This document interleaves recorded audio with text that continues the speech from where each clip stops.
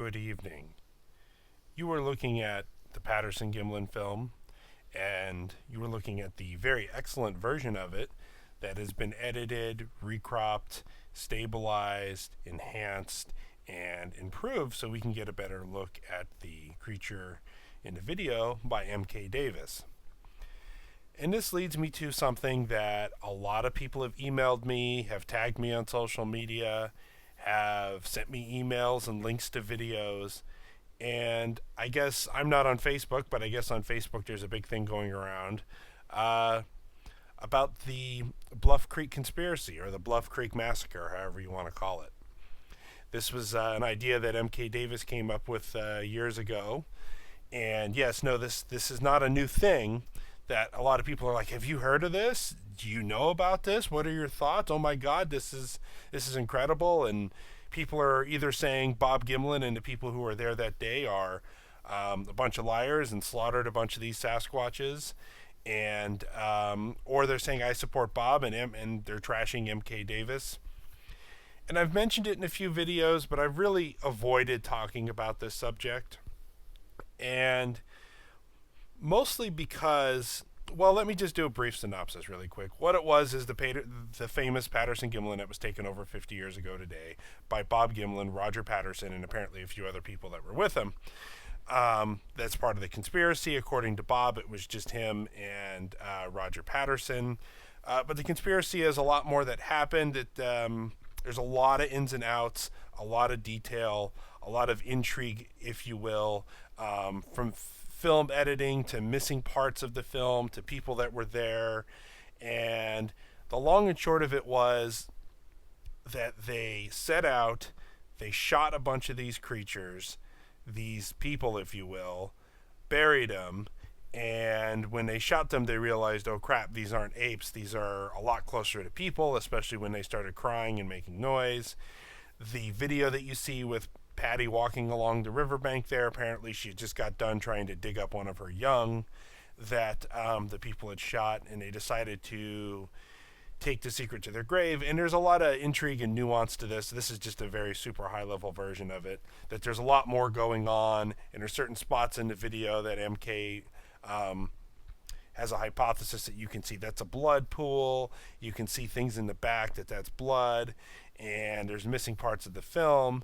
And he has some good evidence for it, physical evidence that you can find in the film. He also has a lot of circumstantial evidence, which is most of it, about the people that were there, people who said things. And I think it's absolutely fascinating. I love a good conspiracy theory, and who the hell knows, MK could be right. But the thing is, all these people, except for Bob really, are long since dead. And if there is any kind of a segment of film, he's not going to give it up unless he does some kind of deathbed confession or something comes out after he dies. But yeah, I have heard stories of government kill teams, obviously, completely separate to this event, going way, way back. And if you look through history, there's a lot of stories of miners, prospectors, loggers, people in general shooting these things, and the government from way back confiscating these bodies, telling them you didn't see anything. And for what reason? It's because, are they people and we would have to protect these people if we recognize them? Or is it because something supernatural? There's a lot of conjecture on why or what the reasons would be for the cover-up. And I think that's kind of the broader view of this is Bob Gimlin lying? Is he not this gentle old cowboy that people think he is? Is he not, is he being dishonest? Is there some kind of a whole conspiracy here? I think you guys should go check out MK Davis. Go check out his YouTube channel. I know Wood Booger Farm had him on. There's a bunch of videos and things talking about it. I think Sasquatch Chronicles just did something recently about it. And there's people that say they stand with Bob and they believe him 100%, and then there's the other camp. I'm not entirely convinced either way.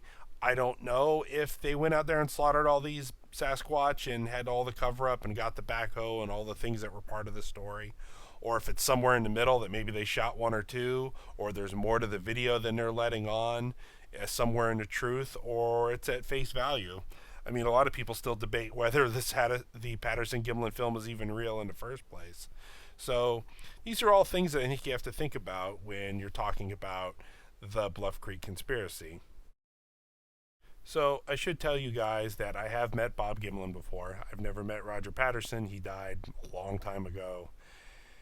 I have met Russell Accord, who is his handler. I've been to the International Bigfoot Conference. I've met Bob a couple of times, spoke with him. He seems very upstanding, very genuine, just very heartfelt, nicest guy in the world. Hard worker, seems like a sharp guy too.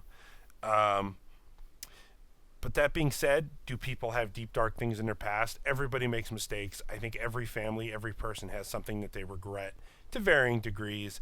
Everybody has a bad day. Everybody makes a colossal mistake. Everybody does things that maybe, if you're in your 40s, you did something in your 20s that you really regret and you really change. And this could be it for him. This could be all part of a conspiracy that he got sucked into. He could have gone out that day, shot these creatures, and realized, oh crap, they're more human. And, the stories about, the government people that were involved with this, and Renee DeHinden and Bob Titmus and all the other ins and outs. A lot of these people are long since dead.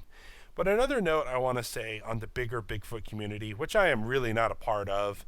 These guys, I meet them. Some of them have heard of me. Some of them haven't. They never really told me their clear opinion, and I really don't care. I've given a few talks, a few presentations. I've been on a bunch of different podcasts, but I'm nowhere near at the level of like a Dr. Jeff Meldrum or a Cliff Barackman or like Bobo or any of the really big names that you see at a lot of these conferences. And these guys really have a pretty narrow view of what Bigfoot is. It's a creature, it leaves tracks, it's physical.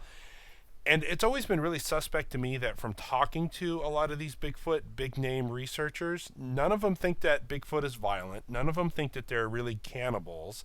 None of them really think that they're scary.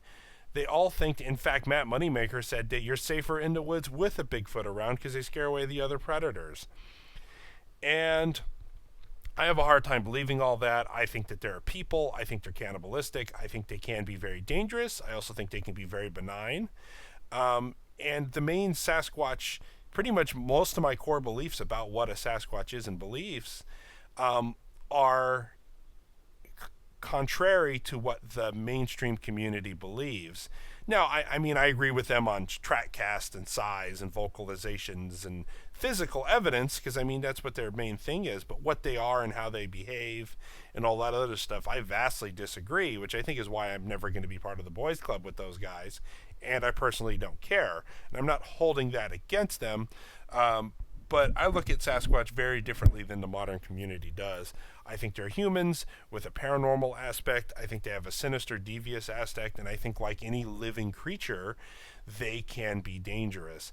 So if you bring that in with a conspiracy that maybe there's something else the government's trying to hide, they don't want the truth to come out, people were threatened, it's a lot to think about. So anyway, go check out MK Davis. He's been on a bunch of stuff. I think he's a great guy. I think he's onto something with this theory. What it is, if it's a half-truth or somewhere in the middle, I don't know. But that being said, I don't necessarily disbelieve Bob and the story he's telling. It could be anywhere. I know that's kind of a cop-out answer, but anyway, don't fall into groupthink. Just because your buddy says one thing or somebody you trust says another, use your own critical thinking skills and figure out what you think on this situation. Anyway, folks, God bless. Stay safe in the woods, and we'll see you around.